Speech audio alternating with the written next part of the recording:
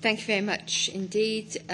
Next we have Thierry Philponnat from he's the Secretary General of Finance Watch.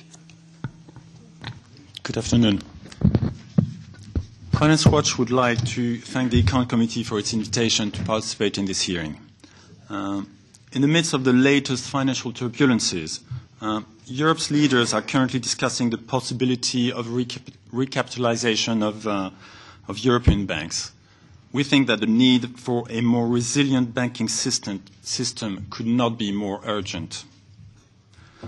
Finance Watch's position on banks' capital requirements can be summarized as follows. First, higher bank capital does not harm banks' ability to lend to the real economy. Second, a simple leverage ratio should be the primary regulatory tool for bank capital. Third, risk weight-based ratios should be a secondary tool to enhance bank supervision. We'll come back to this. Finance Watch is also of the view that when it comes to banks' resilience, liquidity is as important as capital. The main conclusion to be drawn from the financial turbulences of the past few years is that we should build a sustainable banking system, that is, a system that is both efficient and resilient. So we will ask the two questions. Will CRD4 make European banks more efficient? A key aspect of efficiency is to determine whether higher capital requirements will increase the cost of funding for banks and therefore impair their ability to lend to the real economy. The short answer to this is no. Banks' lending capability is not impaired by their chosen mix of debt and equity funding. This can be demonstrated from financial theory, and it can be also demonstrated from empirical evidence. Happy to answer questions on this during the Q&A session. It must also be noted on this topic that if banks need to deleverage in order to comply with CRD4, they do not have to reduce their loans to the real economy. They can also sell assets instead, such as derivative, trading portfolios, which, by the way, constitute about 2/3 of the balance sheet of the largest European banks. The second question on efficiency is to know whether CRD4 will be able to enable European banks to serve a diversity of customers. An efficient banking system gives banks the freedom to decide which assets to finance. Using risk weights as the frontline regulation tool, as CRD4 does, has the mechanical effect of pushing all banks to hold the same assets. Moreover, it gives the illusion that risk assessment can be carved in a piece of legislation and that some assets are forever more or less risky than others. This makes the system less diverse and therefore less efficient. Second big question is, what will be the effect of CRD banks on European banks' resilience? I think this question can be approached from three different angles. First angle is, will CRD4 help to build a more resilient standalone banks on a standalone basis? And the answer to this is yes. CRD4 will help build more resilient standalone banks. Why? As has been said before, the quality of core equity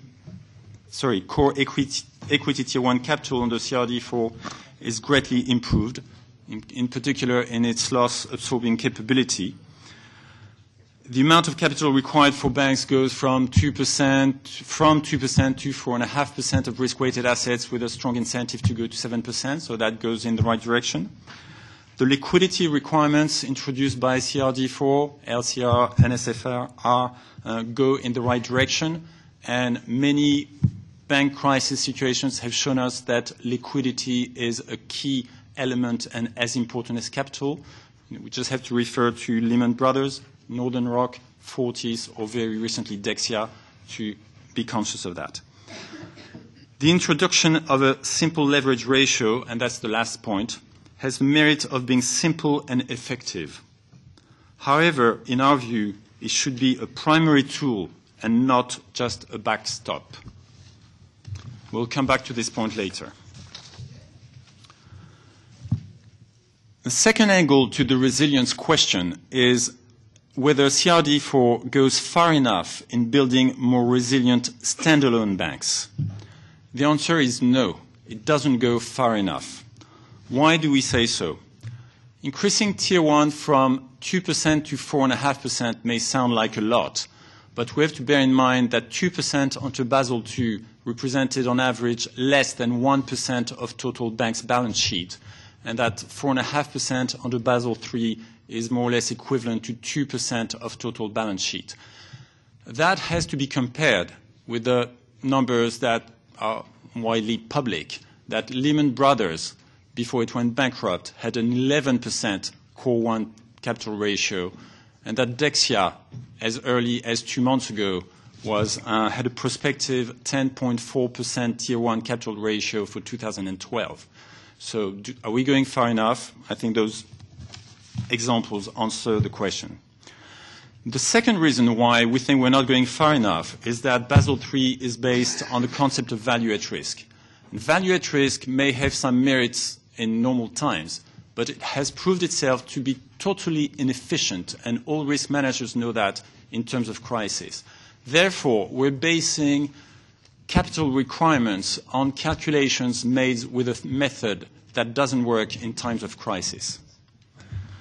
The third reason for that is that risk weights are to a large degree the result of internal bank calculations, and as we all very well know, the very same assets can be given very different risk weights by different European banks.